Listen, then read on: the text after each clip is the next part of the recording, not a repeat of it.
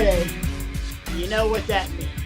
The guy in the black shirt's ready to talk. The gentleman in the camo's ready to talk. And this jackass right here is definitely ready to talk. Welcome to Wrestling with Egos. Now fueled by Cherry Pepsi. I don't know. I was gonna go somewhere and just kind of went off the rails on that one. Whatever. I didn't know we had an official sponsor. Thanks, Pepsi. We never. That's so nice. Yeah, official sponsor with our 50-something subscribers. Yeah. Hey, stranger things have happened. True. I'm Patrick, joined as I am each and every week by my boys, Brian and Big Isaac. Gentlemen, how we doing? Fantastic, and here's why. Your boy has a new wrestling crush. Oh, really? Yeah. Joining this. Yeah. Joining the pantheon of greats like Bayley and Lita and others. You can add Walter. No. I mean Walter can go in the ring, but that's not the prerequisites for a wrestling crush. He's a wrestler who would crush me. Yes. That's not what we're talking about here. Add to that list Chris Statlander. Yeah. Statlander's I'm fun. in love. She is. And I never really paid much attention to it. I've been watching a little bit more of Being the Elite on YouTube. Just checking out episodes here and there. And she's hanging out with best friends now. Yeah. So she's getting a lot more airtime than she ever did before. And I'm starting to realize she's kind of pretty. Yeah. And she's a damn fine wrestler, too. So. Oh yeah. And real quick, before we even get into stuff, you mentioned that. I really like the fact that they paired her up with best friends. I think it's just a great fit. It makes sense. I like that. You know what? I'm really, really excited about, and something that I'm really, really looking forward to talking about starting now and in the weeks moving forward as we build this up. Eva freaking Marie, said no one ever. Really? I want to thank everybody for joining us on the shortest ever episode of Wrestling with Egos. I'm Brian. Scene. Yeah, that's Isaac. I'm and that's Patrick. Maybe we'll be back next week. We don't know, but thanks for checking us out. This is why we love wrestling. Yes. Wow, we might not even do a show next week. Bye. Just seriously. I'm a head out. Eva.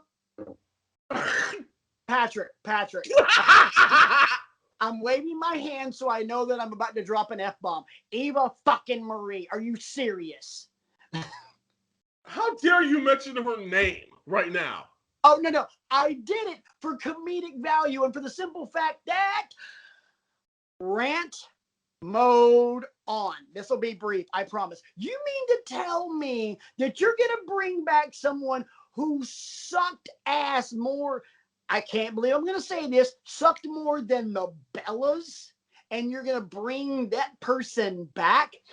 This was a person who I saw with my own eyes and heard with my own ears at an NXT show in Cleveland, standing to the right of the gentleman in the Central Perk t-shirt with the crowd chanting, and I quote, "Fire Eva." And then hire Candace. Because Candace hadn't been signed yet, and she was in the crowd with Johnny Gargano's parents. I just simply have one question for you. Brief answers on this one, gentlemen, because I do not want to waste time on this massive waste of airtime and space. Why? Yeah, really. Why? The only reason is because she has the body and she has the look that WWE wants. Yeah. That's the only reason why. We all know she can't wrestle to save herself out of a plastic bag when one of the sides is open. She sucks. We all know it. There's no point. Hey, if she didn't look as good as she does and has the body that she does, she wouldn't be being pushed the way she is. There's far more talented people on NXT. There's so many people on SmackDown and Raw that should be getting that push that she's getting. And and I'm tired of it. Stop pushing that crap on me. You should have never brought her back. You should have never signed her. You should have never put her on Total Divas. And we found out that, it was a waste of time. Yeah. So, That's it. I don't want to spend too much more time talking about this chick. We got more fun stuff to talk about. Brian, quick, whine. Give me 30 seconds. The only way this made sense was if people checked her out this time around and saw that, okay, she's put some work in and she's developed a skill set, and it's not going to be the same as it was before. It happened with Lacey Evans. Despite the hiccups with the character, Patrick and I both saw how green and rough around the edges Lacey was at the beginning. She put the work in like we knew she could because of her pedigree, her background, and turned herself into a serviceable wrestler. Maybe Eva Marie has done the same thing. I'm waiting to see the evidence on that. I'm not here to celebrate that move, but let's just see what happens. Even though we probably already know what's going to happen. Real quick, I'm not holding out hope, but at the same time, I mentioned this to our boy PJ that I work with. It'll be freaking hilarious if she shows up and can actually freaking go. It will be it will be hilarious. Like a gigantic middle finger to all of us. Will that happen? You probably have better odds of me becoming an Alabama fan. But I'm just saying it'd be hilarious. Let's talk about some real stuff, not fun stuff, but real stuff. We got news earlier today. Here it is on Friday, May 14th, of the unexpected passing of one of the true hardcore legends in wrestling, New Jack. 54 years old. I think that's what I saw.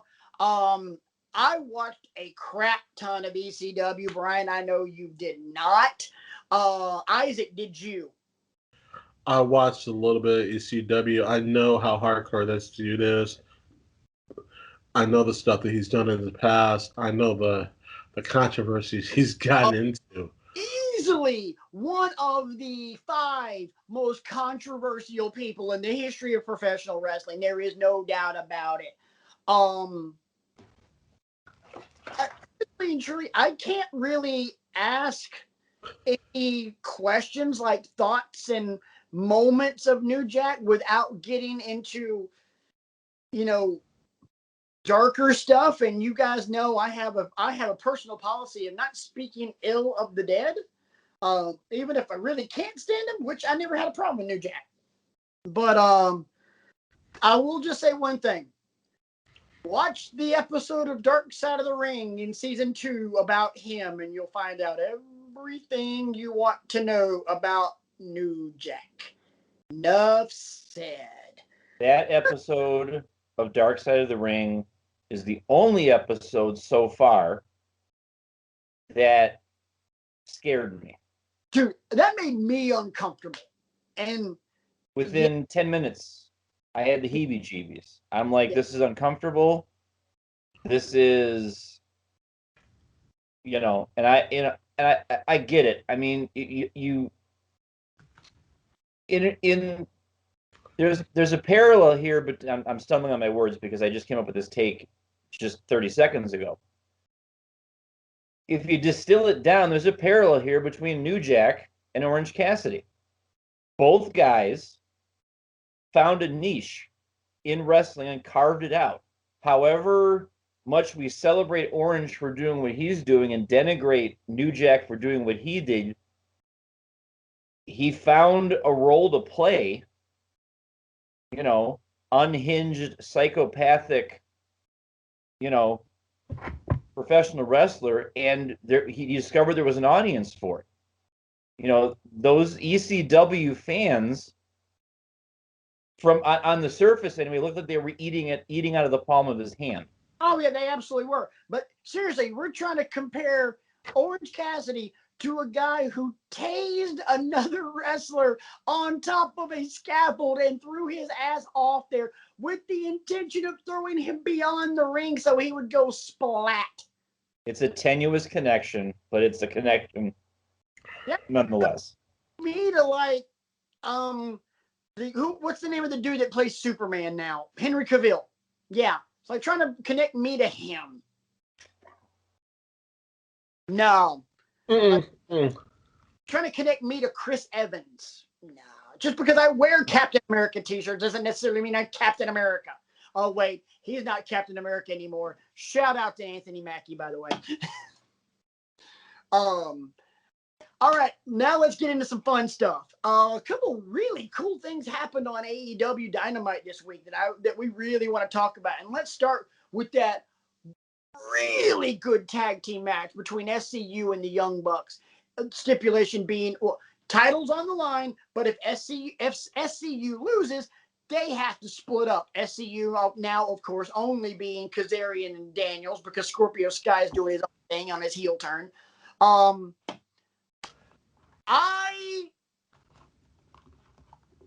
I've got my take. Brian, you're the one that wanted to talk about this when we were discussing this in pre-show. You may proceed, sir. Okay. So the Young Bucks, I'm going to start off by giving them a ton of credit. They've got a national platform now that they've never really had before. When they were in Ring of Honor, when they were in New Japan, when they were in any other promotion that they were in, that they never really had to ply their trade. And I give them mad props for realizing that their babyface act that they were on for a long time had gotten kind of stale. And they realized, you know, we need to find an edge again. You know, it's cooler to be a heel, that kind of thing. And this was a fun match. Very. But the moment that I see a lot of people talking about, and when I finally watched it, I actually watched it finally this afternoon because I didn't watch it yesterday because I was working all week in the evening. I watched it unfold in real time. The moment that everybody's talking about is towards the end of the match. I think it was Matt. Yes, it was. Christopher Daniels is bloodied. He's been beaten to within an inch of his life, and they prop him up in the center of the ring, and they do a send-up of the Shawn Michaels spot on Ric Flair from WrestleMania 24, and Matt yells, "I'm sorry, I love you," before super kicking him again, but then Christopher Daniels kicks out of that super kick. On the one hand, I'm like, why did you have to go there? Because I would argue that that moment is one of the more iconic recent vintage WrestleMania moments that we talk about. Because it's Ric Flair's retirement match, and because it was Shawn that he was, you know, across the ring from and all of that. So at first, when I read about it, I was a little bit upset. But then when I watched the match, I understand. I can take it with a grain of salt. And yes, Brian is playing both sides of the fence again. He's notorious for that, folks. That's why you tune in to Wrestling with Egos every week on YouTube to see Brian play both sides of the fence. That's your gimmick. Yes.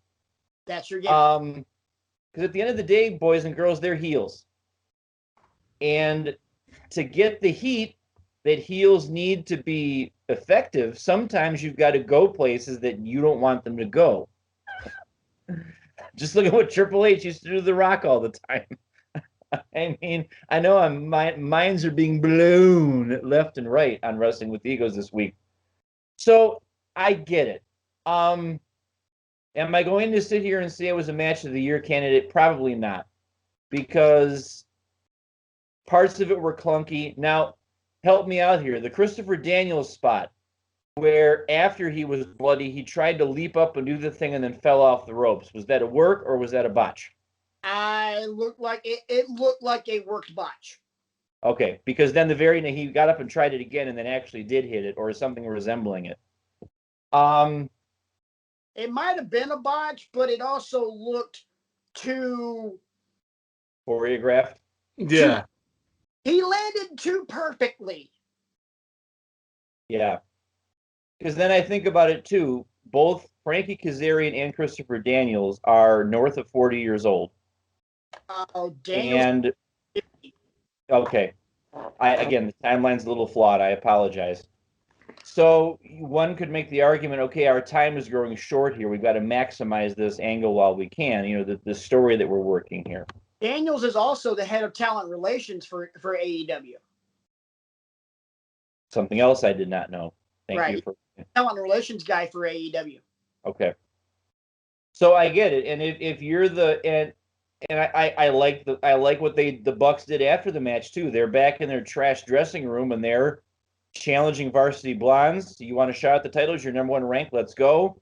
They're challenging Moxley and Kingston. Right. You trash our dressing room. You're going to break our stuff up. Let's go. I mean, I like that it's not the same old from the Bucks. Right. So they're not being chicken crap heels. They're just being heels. First off, Brian, I would like to say I'm very proud of you for it only took you 2 years to finally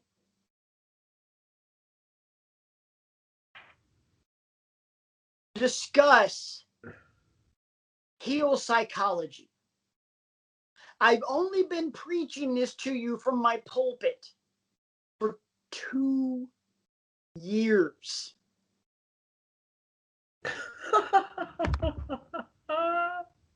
I mean, what I have to realize is that everything in wrestling, there's hardly anything unique in wrestling anymore. So, Brother Isaac. What's up? Our boy has seen the light. Yes! Our congregation. Testify! You see, the Lord is so good. He helped Noah build the ark. He helped Joshua fight the battle of Jericho. He helped get off that island, Lord.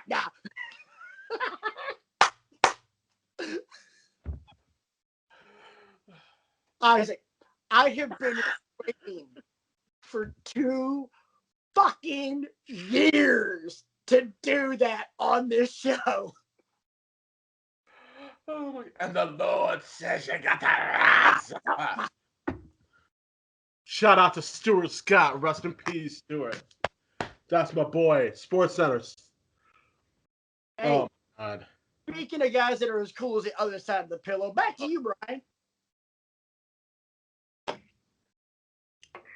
But that's the realization that I came to. The more I sat and thought about it, I'm like, okay, yeah, I'm a little bit ticked about it, but I get it.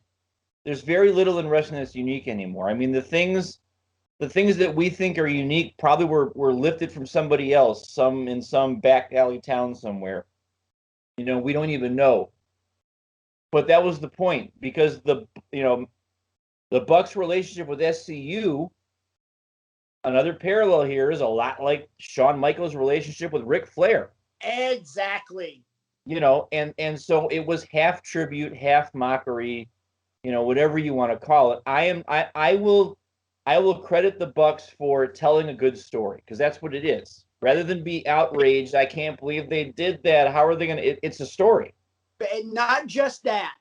It's not just showing love to SCU, who they have a long history with.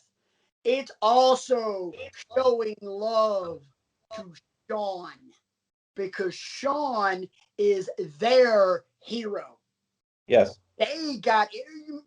Matt and Nick got into wrestling because of Shawn Michaels. And I'm happy that I can take a step back, look at it macro. There's another term I like to use on this show all the time. You And have see that, you're not ripping them off. You're paying tribute Right. while advancing your own story. Isaac. Anything you want to add, or are you taking your dinner break? I'm good. All right. Cool. Let me start the next conversation with one little sing-songy little nursery rhyme. Miro's gonna kill you. And I'd also like to say one more little thing. Called it. Darby died. If you're gonna do that, called it. Because I sat here on this show last week and I said, fearless prediction, Miro is going to annihilate Darby Allin for the TNT Championship, and I'm here for it. We both did, and because go back to it, I simply said in this particular situation, Miro doesn't need to win. Darby needs to die. And that's exactly what happened. Yeah. That was a ass beating, and it needed to be. This, in my opinion, might be, in the grand scheme of major professional wrestling, might be one of the most perfect championship, one of the most perfect title changes that we've seen in the last time I felt like the title change was just perfect was Seth Rollins at WrestleMania 31. That's the last time where I was like, oh. But I might go so far as to say that I put that match on my short list for match of the year. And the only reason I say that is because it was not a complete curb stomping, to borrow a Seth Rollins term, by Miro. Yes, it was 97% Miro, but Darby was able to make it competitive towards the end and give you that fighting from underneath vibe to make you at least have a shred of thought in the back of your head that he's got to pull this out. Yeah. But Miro shut that crap down real fast. That and then as his finisher is aptly named, game over.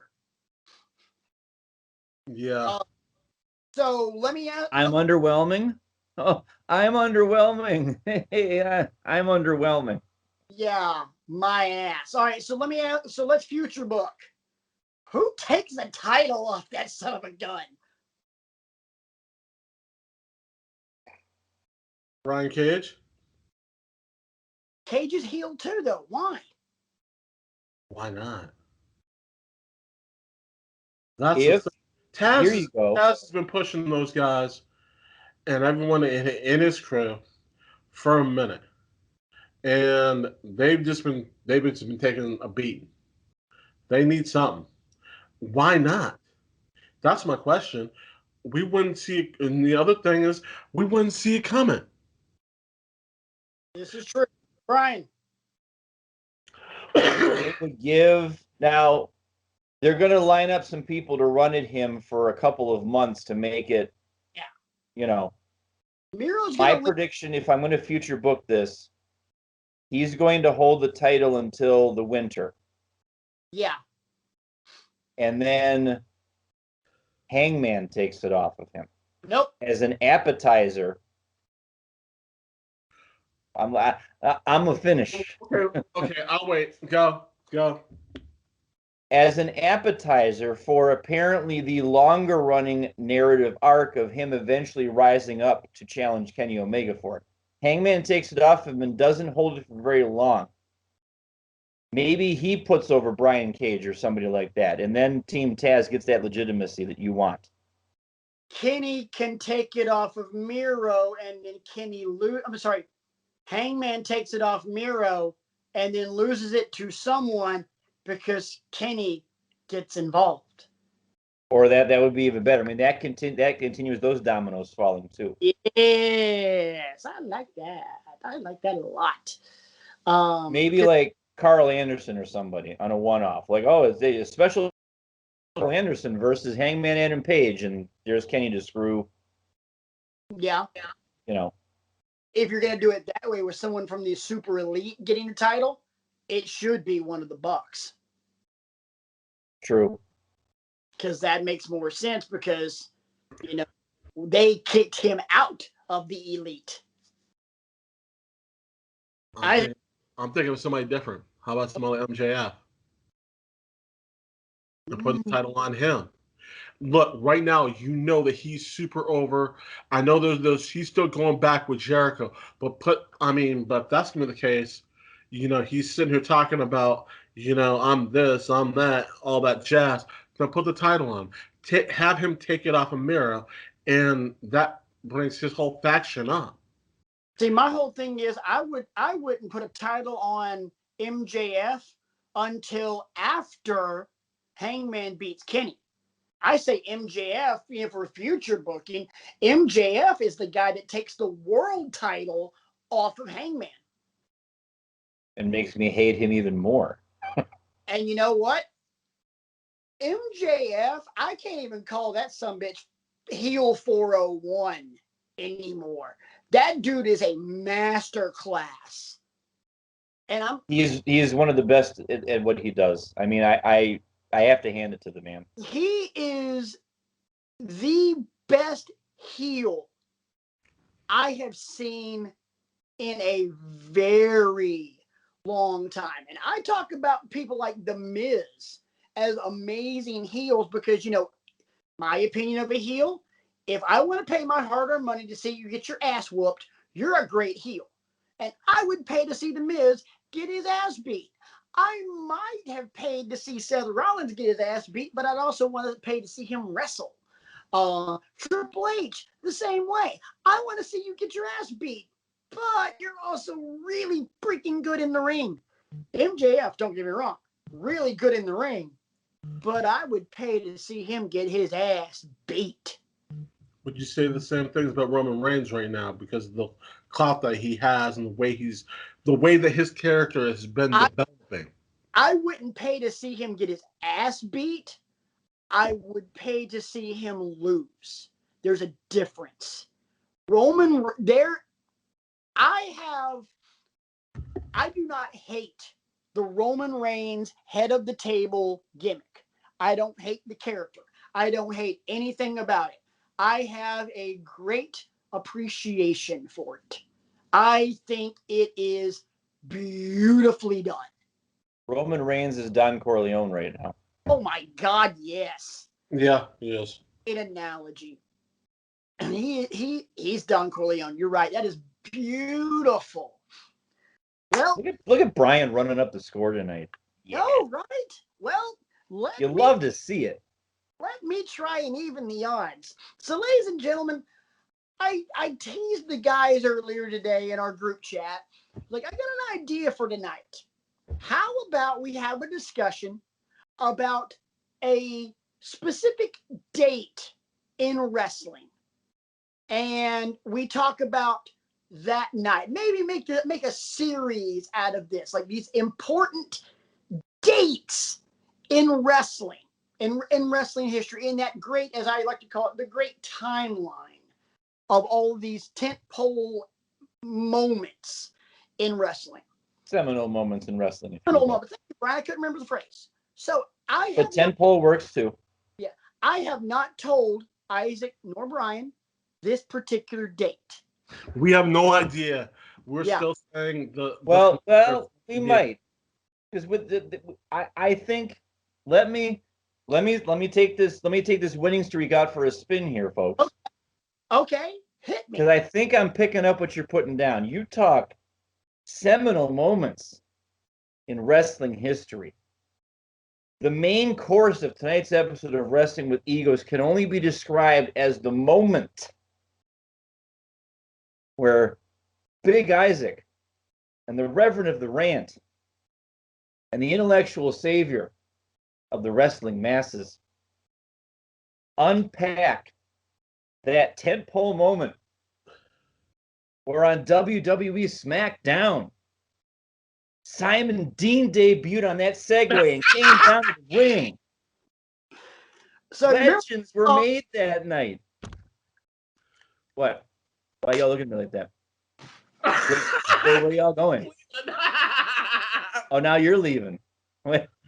Rant mode is now officially off, people. Just so you know, we're gone. Rant mode's sleeping. I forgot I had the lights in the room on as well. I was thinking, okay, if I kill my spotlight, it'll look really freaking cool until I walk off. Simon Dean.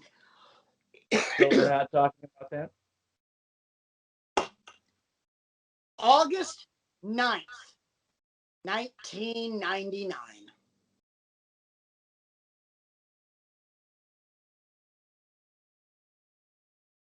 Welcome to Raw is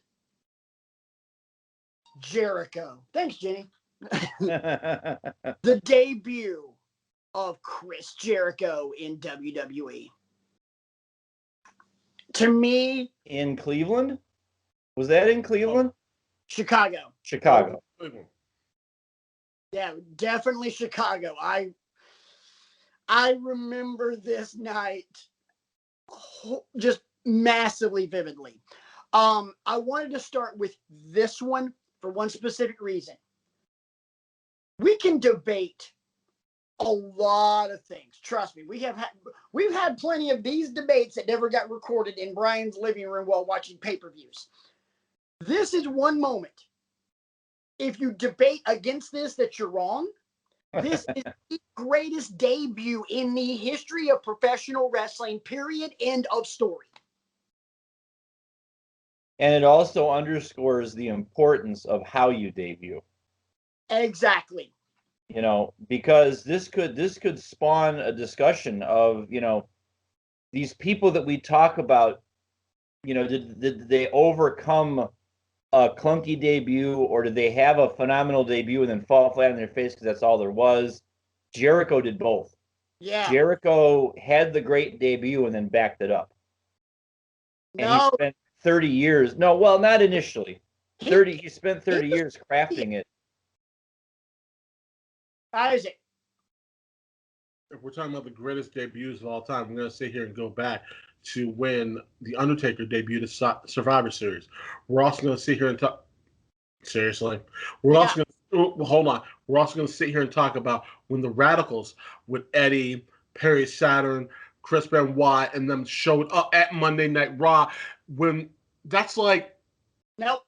When they showed up a couple days after they were released from WCW. Nope. We're also going to sit here and talk about the night. If we're going to sit here and talk about that, the night that Vince bought WCW and both simulcast on both channels at the same damn time. That's not a debut. That is not a debut. And I was talking about greatest debuts. That is another date that might end up making this discussion somewhere down the line. Do not beat me to that one.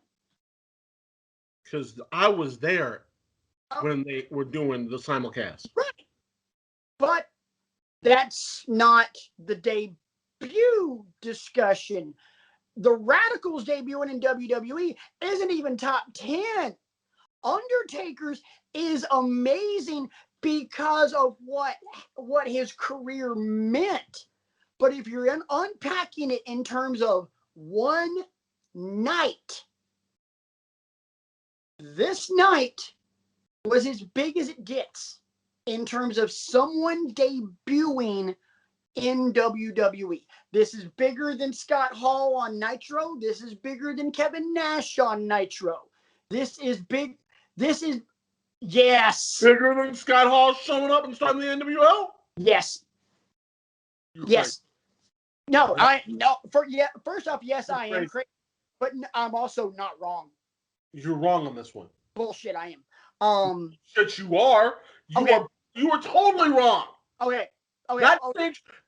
Jericho showing up on Raw was a great debut. Not arguing that. When you entire change the entire wrestling, if you change the entire wrestling business, Isaac, stop.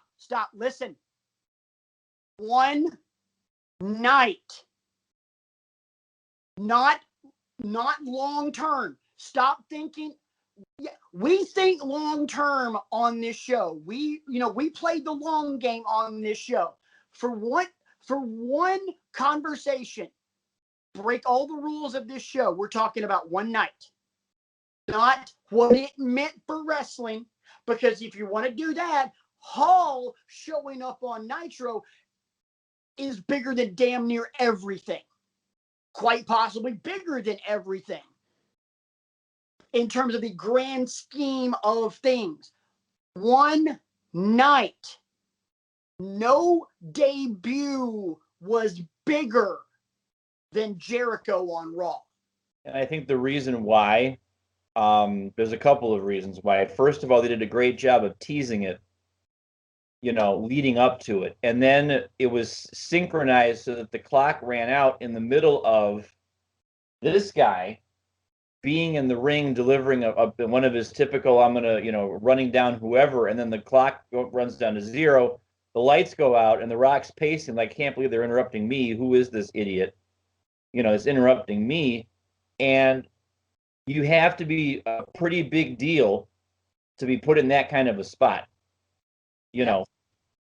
and break the walls down hits. There's Jericho with the pose. And there's The Rock looking indignant in the ring.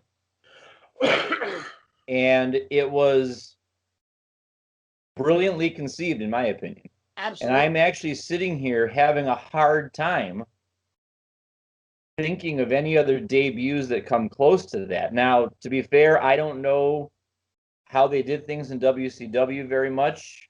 Yeah, I mean, I'm trying to even think of like how Sting debuted, like if they knew he was going to be a big deal. Nope. I'm trying to think about, even Goldberg at the beginning was just a guy coming down and beating up Hugh Morris. Yep. And then not talking. But that's another one of those like Scott Hall that became something bigger as time went on. Right. But with Chris Jericho, you kind of had an idea, okay, given all these clues that we have, he's interrupting The Rock. He's trying to verbally spar with The Rock. Did it work? Maybe, maybe not. But to be put in that position, pretty important, set of events to transpire for you. Absolutely. For me, now real quick before I get into this, Brian, I know you took a break from wrestling. Were you back in when this happened? Well, and it wasn't even a break. It was a break out of necessity because WrestleMania 3 was the first one I watched, and because of access, oh yeah, I didn't really have it on my mind until this was around the time because I was out of college by this point. So yes, I was back into it. Because 98 was about the time I got back into it when my buddies in college said, well, there's this show on called SmackDown. And then when I was doing the Blockbuster Video thing where I would rent, that's how I became aware of these things were happening. And I saw this event on, highlight packages and stuff like that. So I was able to unpack it and dissect it that way. So you didn't watch this live? No, I did not. You watched this live? Hell yeah, I saw this. Okay. All right. So Brian, sorry, need you on the bench on this one for just a minute. Isaac, briefly, you're watching Raw that night. One, do you have an idea of who this countdown to the millennium is? At the time, no. I didn't think about it. And then I kept saying, who is it? Who is it? Who is it? What is it? I thought it was something else or they're doing something different. But did I see it coming? I should have known. I should have thought about it. Yes, I know Jericho was leaving. I didn't think it was him. But you know what? When it dropped and the music hit, I saw his name. I was like, oh, damn. Yeah, he's here. And it was like, whoa, okay. He's going to spar with The Rock. Let's see what he can do. And he's one of the greatest talkers there ever was. No one's arguing that. Did he come out and spar with The Rock? Yes, he did. Did he hold his own? Yes, he did. Was it a great debut? Yes, it was. Did I love it? Yeah, I wanted to see him here. The fact that he jumped ship a little bit before we all know what happened in WCW and how it went under, that was just perfect timing for him. Right. So here's me. Obviously, as I've told you guys on this show plenty of times, around this time, I watched especially Monday nights. Me and my buddies were always at somebody's house, and at every house there was a cable splitter. So we had one TV on Nitro, one TV on Raw, whichever direction, whatever. Me, Matt Carroll, John Wilkerson, Mike Anderson, all at my house this particular night. Mom's house that particular night. I didn't own a house. Anyway, we're in the living room, and we know the countdown is approaching the end because they showed the countdown going into this commercial break, and there were like 3 minutes left. So we know coming out of this commercial break, it's go time. We're about to find this out. I will tell you right now, the volume on the other TV got turned down to 0. We did not, I cannot for the life of me tell you what was happening on Nitro at that particular moment. And guess what? None of us cared. My buddy Matt was a massive WCW fan. The only thing that trumped it was his love for Jericho. He was a huge Jericho fan. We're watching this. Rock's cutting his promo. Here's the countdown. All the lights. It goes dark. The big boom of the pyro.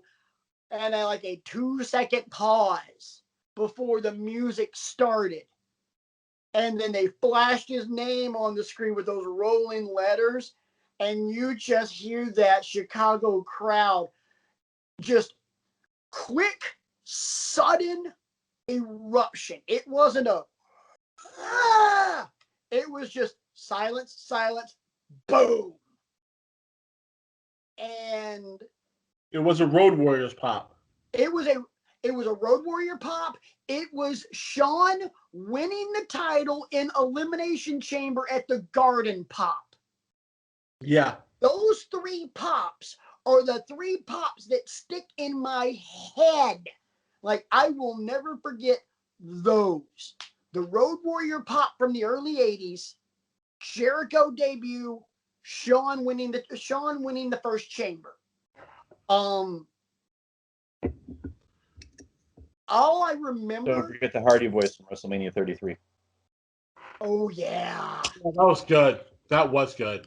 Good. I'm glad RJ. I love the New Day tease on it too. Yeah. Because you thought they're coming, and then you're, oh shit. Yeah, that's exactly what me and Isaac said in your house. First, I thought they were going to add themselves to the match. I'm like, I'd be fine with that. And then, nope. I was good with it. We all did. We were all just like, all right, New Day, here we go. Because, hey, Isaac, between me and you, raise your hand if you love us some New Day. Big, meaty men. Slapping meat. Meat. Pancakes. Booty-O's. Let's go. You know what it is. Anyway, back to Y2J. I'm watching my 3 friends and my mom, by the way. And there's silence. And it's just like. It's that oh shit moment that happens. And you're standing there like, holy crap. It was one of those where the wrestling world stopped for just a second to go, wait a minute. There's those moments in sports that you can say, I remember where I was when blank happened. We all probably remember where we were when McGuire broke Maris's record. We all can remember where we were when the Atlanta Falcons blew a 28-3 lead in the Super Bowl. I was at my old apartment laughing my ass off. Yeah. Anyway, moving right along. In wrestling, that's one of those I remember where I was moments. In fact, I'm sitting here still trying to think of other debuts that I could put on a par with that, and I'm still struggling.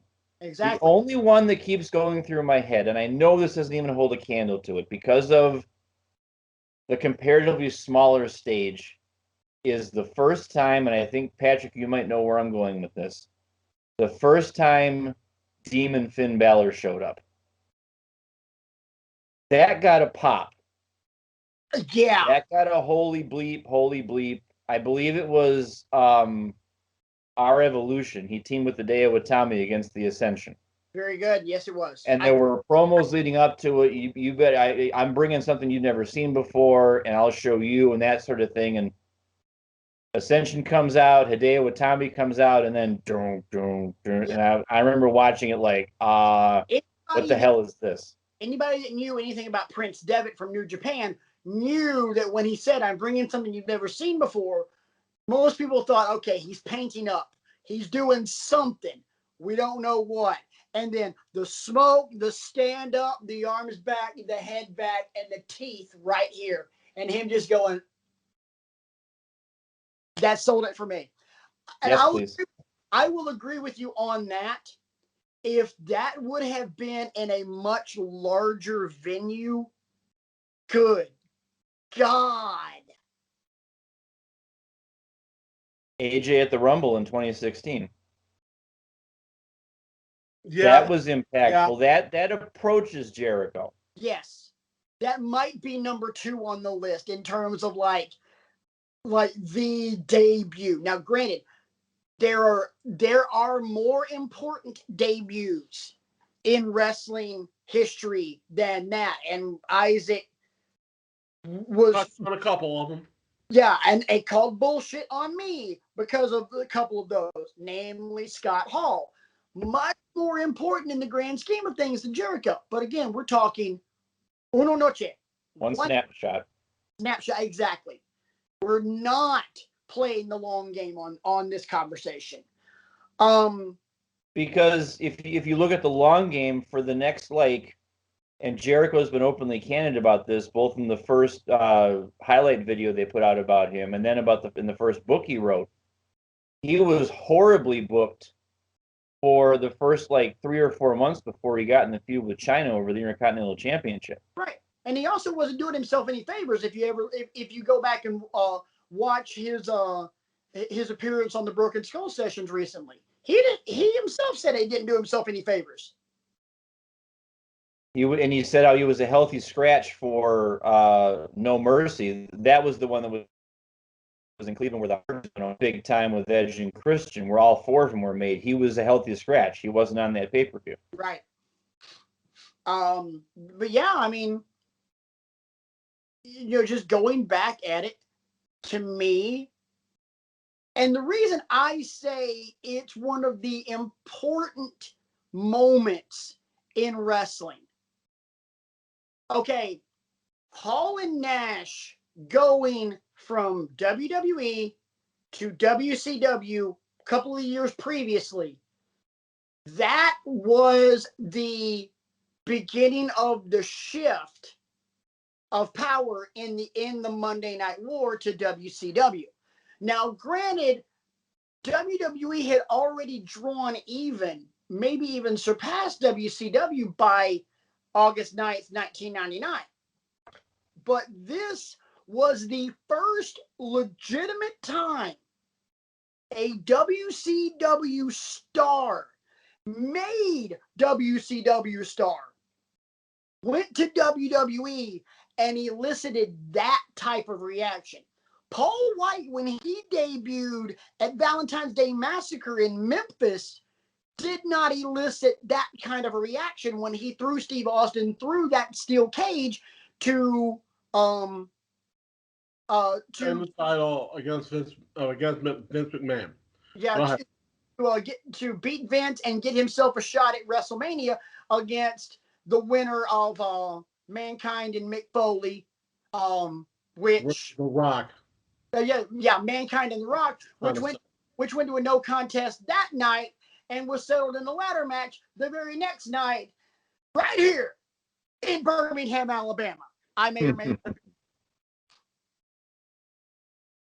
I totally was there. But as far as debuts, yeah, we bring up some really good. You bring up AJ. You bring up Undertaker. Scott Hall, Kevin Nash. With the exception of AJ and the Hardys, nothing else pops the way those did. Taker didn't pop. Taker was dead silence of what in the hell is this? 30 years later, we look at it fondly going, yeah, this was the beginning of something historic. Hall and Nash, this was the beginning of something historic. That debut from Jericho was in and of itself the moment. I know what could replicate it. What? If you say Simon Dean, I'm driving to your house. No. I'm being really serious here. Let me future book AEW. It's January of 2022. And in the immortal words of Patrick Swafford, global pandemic bastard is in the rearview mirror. And they're in whatever town you want to be in. Maybe they're at the they're in Atlanta, the go home show before their January pay-per-view, which the name of it I forget. Double Deuce? Revolution. Revolutions of January. Okay, sorry. Go ahead. You've got 20,000+ people in attendance. And Kazuchika Okada shows up. Or Kota Ibushi shows up. Those fans would mark out. Yes. So they'll clean their backsides first, and then they'll be like, yeah, that kind of thing. So, hey, if that, we've talked about the Forbidden Door on this show, and I've talked about how up to this point, I think the Forbidden Door has been nothing but horse shit. It's just until Wednesday. Huh? Until Wednesday. Oh yeah, the match with Nagata was awful. I was thoroughly entertained by that. I told you Nagata was awesome. I know you did, yes. But again, that's one thing. Show me more. Show me more to prove to me that this isn't just a little bit here and there and a massive vehicle to get Kenny over and get him looking more like Ultimo Dragon from back circa 1996. If that were to happen, if you were to give me, say, a surprise appearance and say oh my God, yeah, like a casino battle royal or something like that, or save it for Double or Nothing, and the Joker being Okada, Jay White, Ibushi, Ospreay, Tanahashi. I was just about to go there. Okay. God forbid, Tana freaking Hashi. Or it's Jonathan Q. Cena, everybody. Just kidding. That's not going to happen. But I mean, that's I'm kind of trying to think about. That would be the only thing I think that could do it. And it would have to be one of those uber up there names. I don't even think you could do that with Naito. I think you could. I don't globally, I don't think Naito's that over. Really? No, I don't think that surprises me, but not as over as the rest of them. True. Like, give me all 6 of those guys.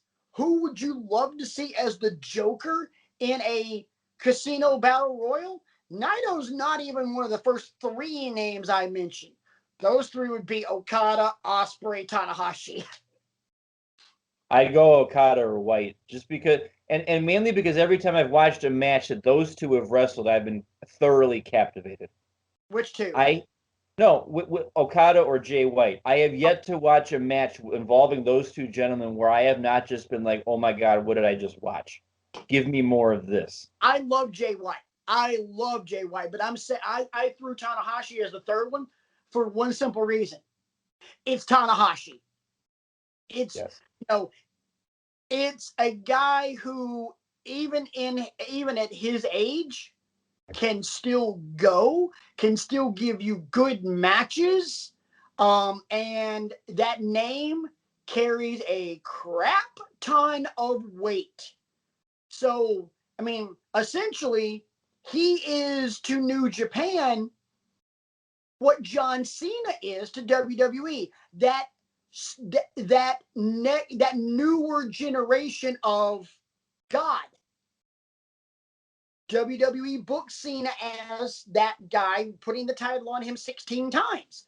Tanahashi is that same white meat baby face that the fans, the New Japan fans, universally adored. Unlike Cena, because Americans are assholes.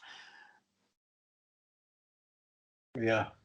I mean, but so for me, it would be Okada because it's Kazuchika Okada, one of the best wrestlers on the planet. Will Ospreay because one, he's the champ right now, and two, Will Ospreay is the best wrestler on the freaking planet right now, if you're asking me. And then Tanahashi because it's just Tanahashi. I mean, and I agree with you. That pop would be equal to, maybe even greater than, but it would be in the argument for equal to if we're future booking this. So okay, so Brian, I think you agree with me that as it stands right now, greatest debut in history. Absent any kind of research, I mean, I'm even trying to go back to like. Don't go back old school because there was no debut from old school that was that big. Well, that's what I guess I'm just trying to like scan through everything, and I'm having trouble because I don't. Even the concept of a debut wasn't that much value because everybody traveled around all the territories. Exactly. And even when WWF was a thing, Right. Okay, here's King Harley Race, and it's like, okay, that's nice. He's another guy to watch wrestle, and they also did a lot of vignettes for people that were coming in. There were very few surprises. So Isaac, getting back to you earlier in the beginning of this discussion, you and I were kind of, there we go. We were butting loggerheads. Yeah, we were butting heads over the beginning of this discussion. So let's circle back to that. Now that you see the argument that I was trying to make, I ask you, you're entitled to your opinion. Brian, everything's fine. Agree or disagree? I see your argument. I still don't 100% agree. I still think I got to do more research on that. But because in the back of my mind, I'm thinking there's at least one or two other people I remember debuting and being like, holy crap. But I gotta go back and look. I gotta do some research. Yeah, but I'm not gonna disagree with you right now because it was one of the best setups that they had ever done. Oh, yeah. No, the lead in to that debut might be the best thing ever. That countdown to the millennium was freaking perfect. I'm also going to give him mad props for repackaging the gimmick when he came back in, I believe it was 2005, with the computer code. Oh, yeah. He was able to like reimagine, okay, well, we did it worked well the first time. We can't do the same thing, but how do we reimagine this to make people wonder? And you saw this computer code for weeks and weeks and weeks. Now that I did watch live, because this was by the point where I was already married to the Lovebird by that point, Right. and if we're watching, I feel like maybe my years are off on that. I want to say that might have been 06 or 07. I could be wrong on that. I was in college, so it was definitely around then. But I remember like seeing that almost from the inception of like, what is that? And then like more of it. And then the night he came back and the stuff started, did you crack the code? But so rewind that particular moment about another 2 minutes, and they wrecked it because they had, Randy Orton had that torchbearer that was bringing the torch from, that part of it was stupid. From the pay-per-view the night before. Right. And as the guy's getting into backstage, he gets clotheslined, and you see Jericho doing the pose, and cameras behind him going this way. So they wrecked it there. Yeah. That part's unfortunate, but if it would have been clothesline and then what the hell happened? And then that would have been dope. But no. Hey, see that? I rhymed. Would have been dope. Beautiful.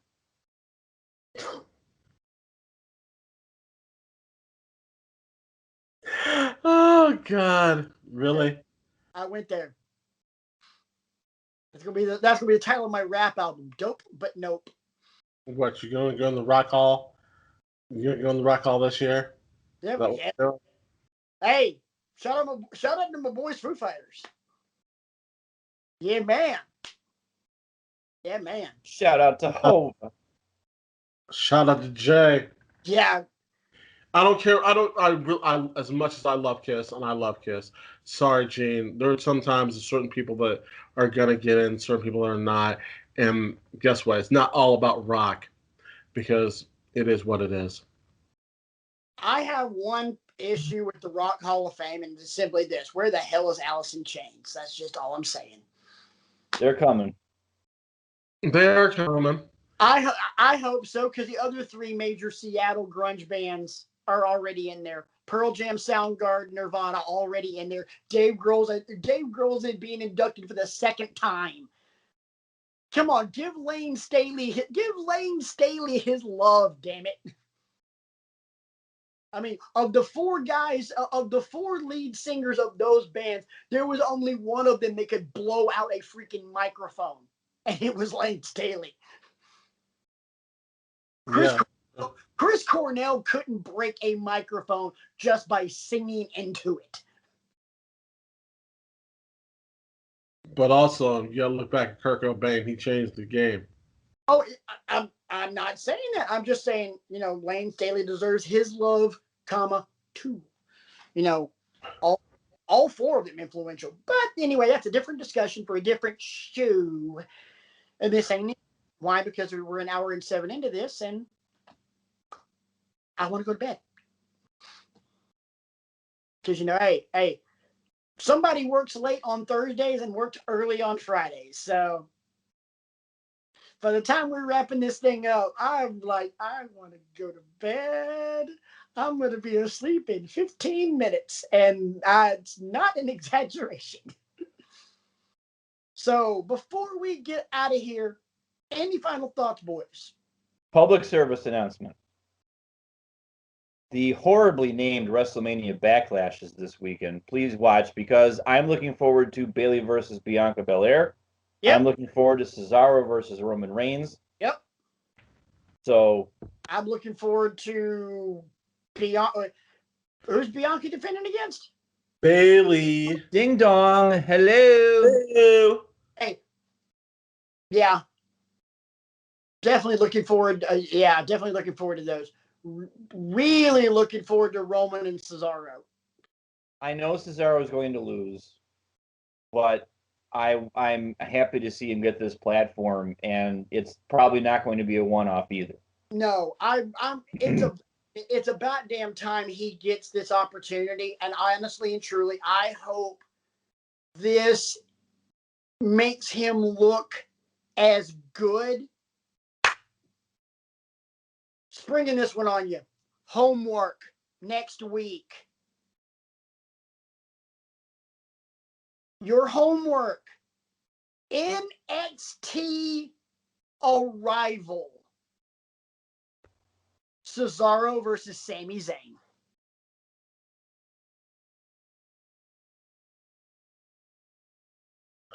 I'm about to say, you know what? Let's just do it. Because God is good match. And all the time. So every time. Cesaro versus Sami Zayn, homework. And we'll keep it brief in that discussion because programming alert, back by popular demand. Next week, it's going to be round number dose of trivia. Oh, really? This time, teensy little wrinkle. In one corner will be the number one contender to the Wrestling with Egos Trivia World Heavyweight Championship, Big Isaac. And in the other corner, a new challenger has entered the game. And his name is Brian Kriego. Your referee and your moderator for this topic, for this round, will be the reigning, defending, undisputed Wrestling with Egos Trivia champion, me. The Reverend of the Rant, the pastor of Pissed Off, the egomaniacal, Patrick Swafford. I will not let you down. Because as God is my witness, I have been working hard for this moment. And some people are just made for moments like this. And I will figure out a way to answer the bell like I always do.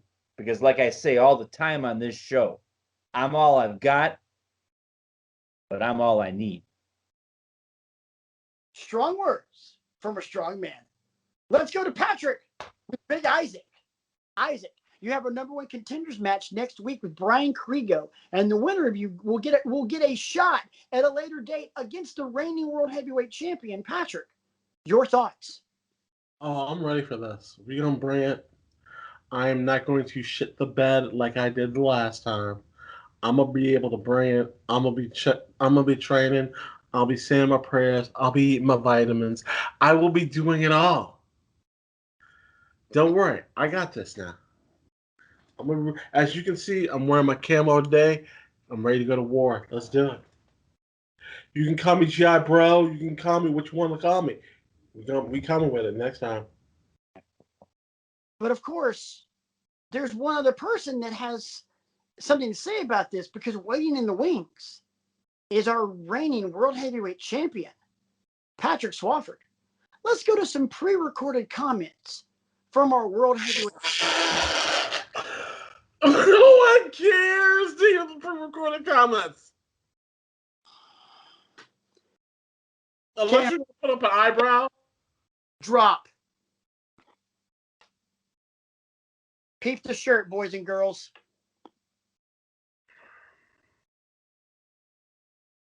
I wear the shirt because I am the shirt.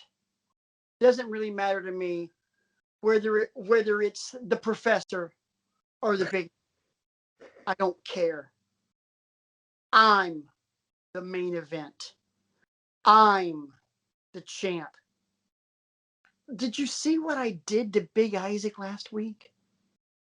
It was killing a fly with a bazooka. And guess what? The song, whenever I get either one of those two in this little game, the song remains the same.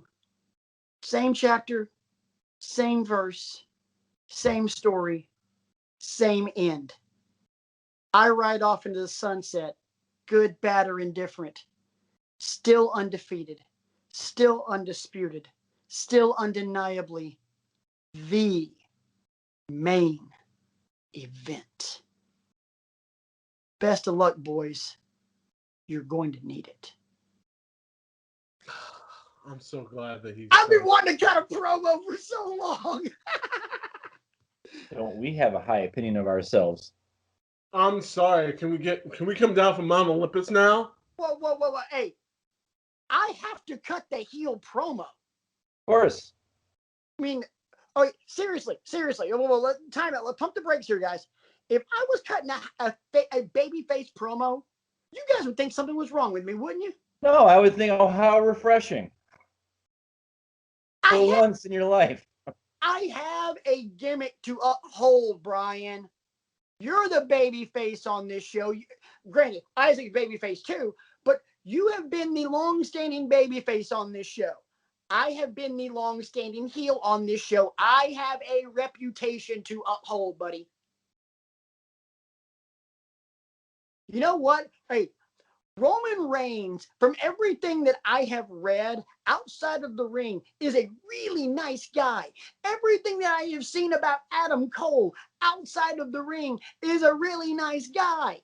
Guess what? When the camera's in front of them, the little red light goes on, they're assholes. When the red light goes on, I'm an asshole. But you know damn good and well, outside of the little red light being on the camera, I'm your best friend. These are facts. I may have an ego, but you know what? When I do spout my ego off, these two cats laugh because it's so over the top that they cannot take me seriously. True. And you know why they don't take me seriously? Because I don't either. Bet you didn't know that, did you?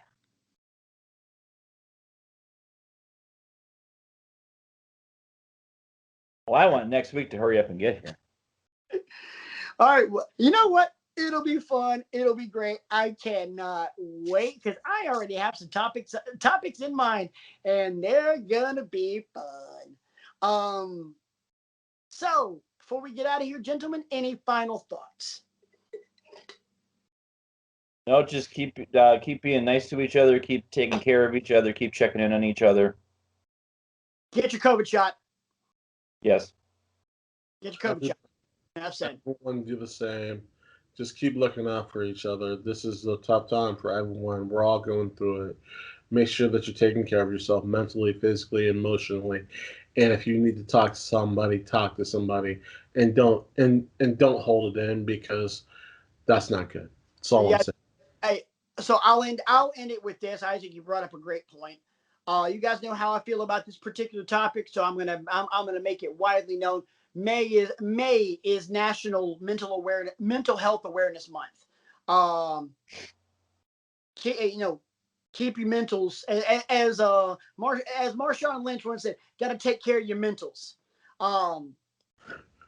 But seriously, if there are plenty of avenues, if you need help, reach out.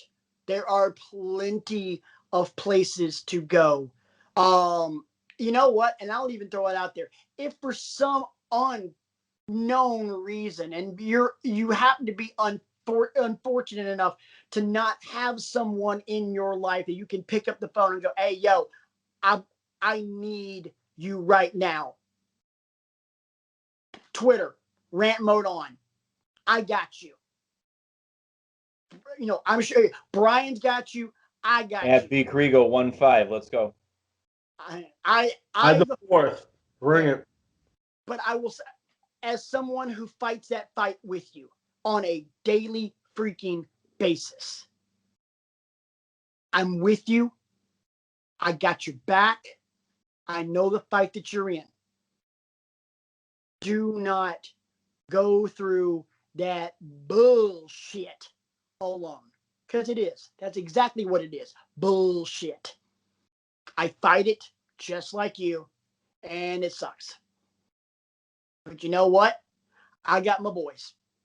I got Nurse Rant Mode on upstairs, who's sound asleep right now, unless my loud ass has woken her up.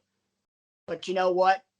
I have been fortunate enough over the last several years, and I have been blessed to be surrounded by an amazing support system, not only on this screen that you're looking at and people that have been on this screen before and people that have recorded this show, recorded Rant Mode on segments in parks, and then asked me if we could go get ice cream, namely my stepdaughter, my wife, and my church family. I've been blessed to be surrounded by an amazing support system.